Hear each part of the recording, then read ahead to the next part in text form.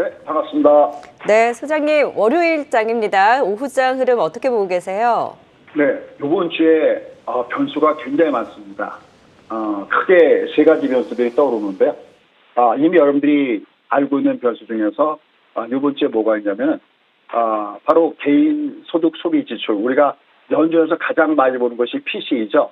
이 PC가 발표가 나오고 그다음에 또 하나는 4월 달이 넘어가니까 고용 지표가 나오죠. 이게 역시 이번 주에 주가를 굉장히 크게 좌우할 것 같습니다. 그런데 말이죠. 우리 눈앞에서 우리가 눈으로 볼 때 우리 눈앞에서 야 주가가 굉장히 강한데 야 이거 혹시 무슨 재료가 나온 거 아니야라는 것은 이 두 가지보다 더 큰 변수가 있습니다. 그게 뭘까요? 바로 유가입니다. 왜냐하면 유가는 소위 1타 쌍픽. 만약에 유가를 잡는다면 유가를 만약에 끌어내리는데 성공한다면 이거는 러시아한테도 압박을 줄 수 있고 인플레도 압박을 줄 수 있기 때문에 그렇습니다. 자, 유가 그림 곧바로 보면서 설명 이어가도록 하겠습니다. 그래프 잠깐 보시죠. 자, 지금 화면에 유가 선물 지수가 나왔는데 이 앞에 우리가 음포설때 했을 때 이제 한 개의 고점은 마련돼 있다라는 말씀을 드렸어요. 이게 130달러대에서 한번 두 개 맞았죠. 근데 이게 내려갈 때 이게 외국이기 때문에 20과 60의 이걸 중간값 없이다라는 설명드렸잖아요. 다시 위로 올라가는 모습을 줬어요. 근데 통상 가격적으로 맞고 V자로 올라가면 앞에 있는 고점들은 조정받거든요. 그럼 얘가 지금 오늘 현재 유가 선물은 조정받는다는 것은 상대 긍정주죠. 그래서 오늘 시장이 조정을 받다가도 저점대에서 조금씩 들어주는 이유 중에 하나가 바로 이 부분과 연결됐습니다. 그런데 이게 또 역시 밑으로 하더라도 완벽하게 여기 고점을 돌파하지 않으면은 여전히 막혀 있듯이 이게 내려가더라도 여기를 깨지 않으면 계속 왔다 갔다 하겠죠. 그럼 여기 유가에 연결된 게 가장 중요한 것이 어떤 부분들이 형성됐을까 하는 겁니다. 일단 유가가 하락하기 위해서 가장 좋은 방법은 사우디가 증산하는 방법입니다. 그 다음에 국고 추세 이미 설명드렸죠. 근데 사우디가 말을 듣지 않습니다. 왜냐하면 지금 사우디 실세인 사우디 빈 살만 왕세자가 완전히 틀어져 있습니다. 올해 조 바이든의 전화조차도 받지 않고 있습니다. 여기는 크게 두 가지 이유들이 작용하는데 일단 첫 번째는 2018년도 일입니다.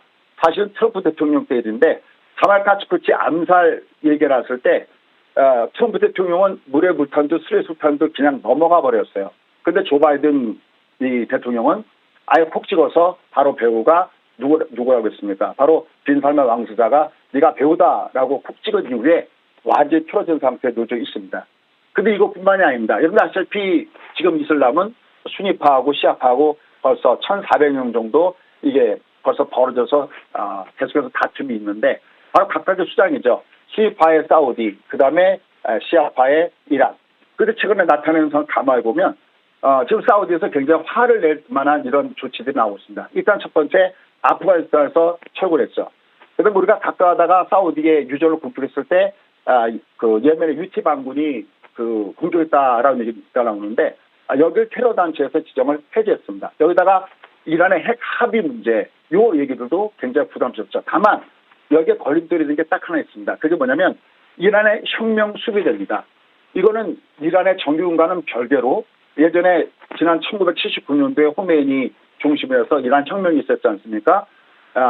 왕조에서 공화국으로 넘어가는 혁명이 있었는데 이때 새로 생긴 것이 바로 혁명 수비대입니다. 이것마저도 결국은 우리가 소위 얘기하는 테러 집단에서 제해달라는 것이 바로 이란의 요구입니다. 이제 이걸 앞둔 상태에서 지금 현재 막혀있는 부분들이죠. 그래서 이제 이것이 어떻게 해결되느냐가 가장 중요한 그 부분이다라고 판단됩니다. 여기에 사우디도 같이 맞서고 있죠. 우리가 페트로 달라 그러는데 요새 페트로 위안 얘기도 나오고 있고 4월 달에 라마단 기간이 지난 다음에는 5월 달에는 시진핑 보러 방문해달라는 얘기까지 나올 정도로 둘이 팽팽한 걸 맞추고 있습니다. 그러니까 아직 얘는 위로는 막히는 건 맞는데 밑으로 그렇게 내려가지는 않습니다. 다만 어쨌든지 급한 것은 바로 앞서 설명드렸던 대로 조 바이든입니다. 조 바이든이 과연 어떤 조치를 내릴 것인지 이 부분을 우리가 주목하시면서 보시는데 다음과 위아래 박스권대 혼자 항상 보여야 되겠죠.